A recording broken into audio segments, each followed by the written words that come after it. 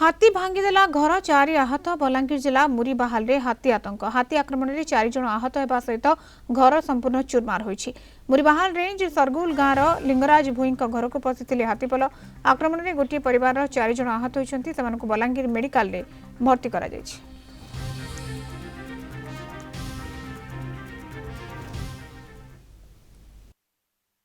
गला रात दुईटारे टिकरापड़ा साइड रु 15 पटिया हाथी दल पलि आस नदी देखिरी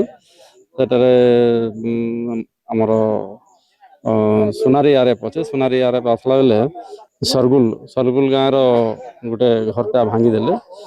से जगह 4 जन फैमिली थिले। से 4 जन फैमिली भितर घरटा जो पड़गला से 4 जन फैमिली बापा